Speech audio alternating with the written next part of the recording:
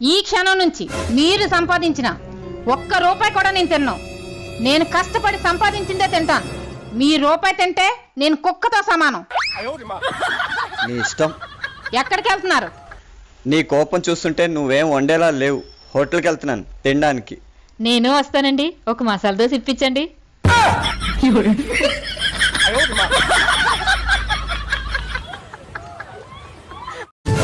వస్తే మన వెనక వీధిలో కర్రల డిపో కాలిపోయిందంటే. అవునా? ఇప్పుడే వస్తాను, ఉండండి. పదండి.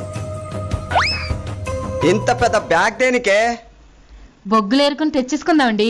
చలికాలంలో వేడి నీళ్ళు కాచుకోవడానికి పనిచేస్తాయి.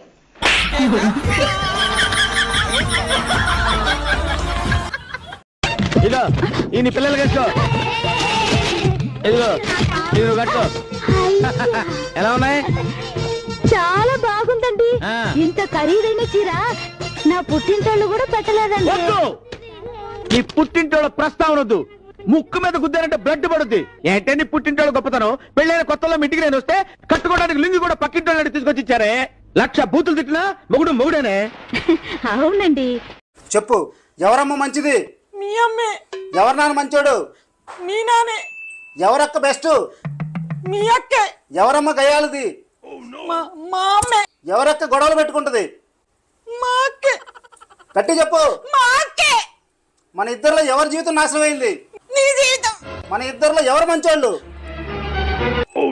మీరే మంచోళ్ళు. మన ఇద్దరిలో ఎవరు భయపడతారు? నేనే. ఇంట్లో ఎవరు వంటలు చేయాలి? నేనే. గట్టి చెప్పు. నేనే చేయాలి. నోరు మూసుకుని ప్రతిరోజు లేవగానే ఉదయాన్నే వంట చేసి ఆఫీసు పంపించాలి, సరేనా?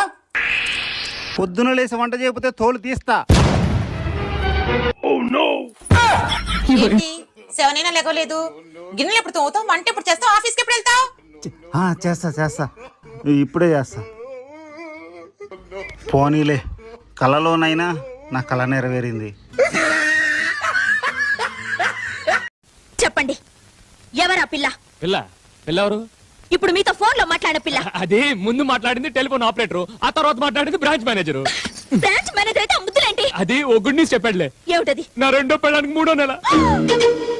రెండో పెళ్ళానికి 3వ నెల? రెండో పెళ్ళాం అంటే నేపాల్ బ్రాంచ్, మొదటి పెళ్ళాం ఈ ఆఫీస్ అయితే రెండో పెళ్ళాం ఆ ఆఫీస్ అనమాట.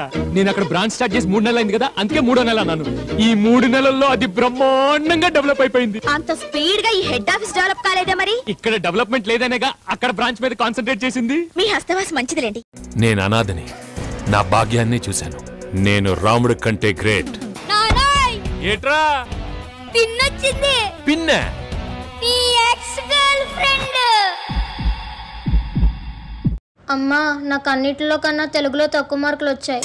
మన మదర్ టంగ్ తెలుగులో తక్కువ మార్కులు వస్తాయి ఎలా చెప్పు? అదే నేను స్కూల్ చదివేటప్పుడు తెలుగులో 100కి 100 మార్కులు వచ్చేవి. నిజమా అమ్మా? మరే తెలుగు పద్యాలు, కథలు, వాక్యాలు అన్నీ చక్కగా చదివేశాను తెలుసా? గ్రేట్ అమ్మా నువ్వు. అయితే నాకు ఒక డౌట్ ఉంది. ఈ విగ్రహ వాక్యాలు నాకు అసలు అర్థమే కావమ్మా. ఏది నువ్వు?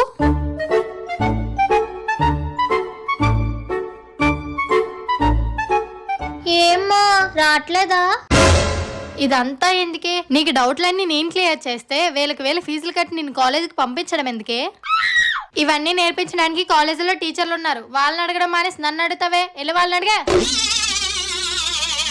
ఇదంతా ఎందుకు? సింపుల్ గా తెలియదని చెప్పొచ్చు కదా. నార్మల్. ఏంటో ఈ మామ్స్ మ్యాజిక్, మనసులో అనుకున్నది కూడా వినిపించేస్తుందా?